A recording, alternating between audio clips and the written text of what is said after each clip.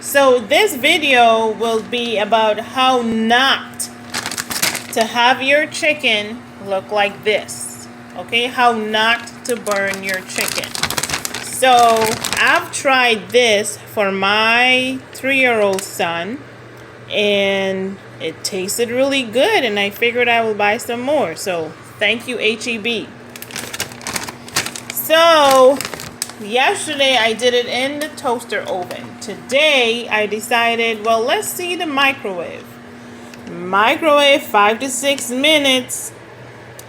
What I did not notice was heat on 50% power for 5 to 6 minutes.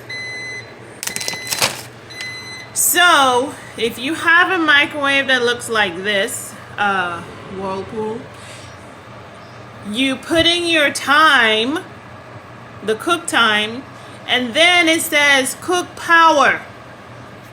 It was probably on 1,000 or 100 or whatever that was, but not 50.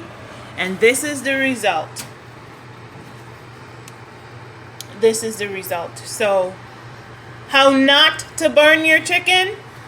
Follow the directions all the way. Change the power.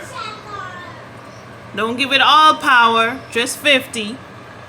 And enjoy. It should look like this. Ta-da!